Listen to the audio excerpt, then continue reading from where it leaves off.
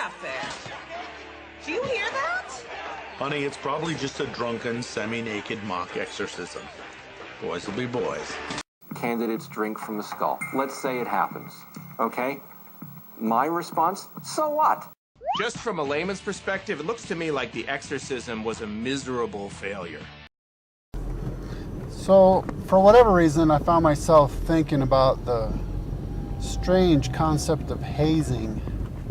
And hazing comes in many forms and is done by various groups. I mean, everything from when you want to join a fraternity or sorority, to joining a street gang, to joining the military. I mean, you mention it. All these groups have the same basic concept of hazing, and it's such a strange concept, is it not? I mean, the very people who are supposed to become your family, you know, that gets your back, you know, your gang, your military comrades, these people with whom you're supposed to build a deep, trusting, loving bond, they initiate the relationship by beating you senseless, by humiliating you in every conceivable way, by getting you to drink yourself into a stupor that brings you just shy of death.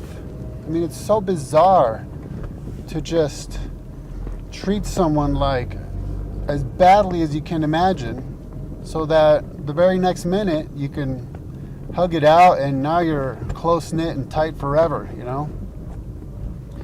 But then when I thought about the concepts behind MK Ultra mind control, and especially monarch programming, trauma-based programming of the mind, it made perfect sense. I mean, basically you're taking somebody and you're breaking them down in every conceivable way, humiliating them, literally beating them, putting them through a traumatic experience so as to build a bond with you.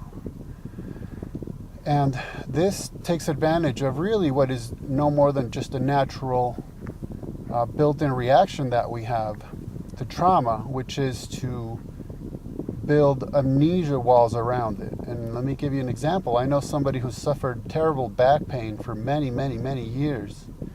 And believe me, this person doesn't know a thing about MK Ultra or Monarch, trauma-based mind control programming. I mean, nothing, I guarantee you. They never even heard the terms. But they just happen to be talking about their pain and stated that there's years or long periods of their life that they just can't remember, just literally can't remember. Because as they were suffering such pain, the mind built walls of amnesia around it. And this happens so we can get on with our lives, and so that we're not constantly dwelling on these traumatic events.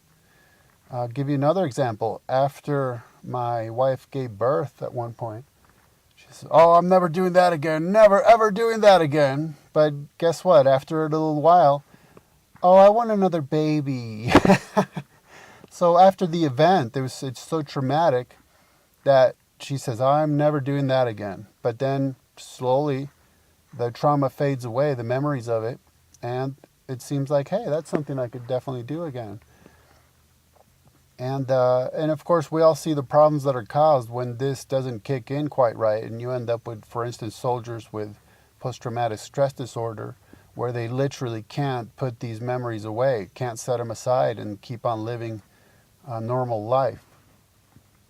And so that's what I think hazing is all about, is, well, the bottom line of the Monarch program in particular was that in the midst of this trauma, another personality comes into being, or an alter, or whatever you want to call it, a disassociation happens, so that you can program this other personality into performing certain tasks or holding certain information or what have you. So for instance, you're going through the hazing, you're undergoing trauma, and the result is now you're one of us. Now we're your family. Now we got your back. Now you're in our gang. Now you're in the military, whatever the case may be. That personality that arises through desperation of surviving the trauma is the one that gets programmed into having a deep and everlasting connection to the group. So that's why in this really intense and perverse case of Stockholm Syndrome, right, you empathize with those who are putting you through the trauma. Because after breaking you down in every conceivable way, then they put forth the message that this was for your own good, it's for the good of the group, and we love you, and now we're taking care of you, now we're family, and all of that. So it's just a thought about why hazing is performed by so many organizations. It's just a sort of undeveloped, rudimentary, a very basic form of MK Ultra and or monarch-based trauma mind control programming.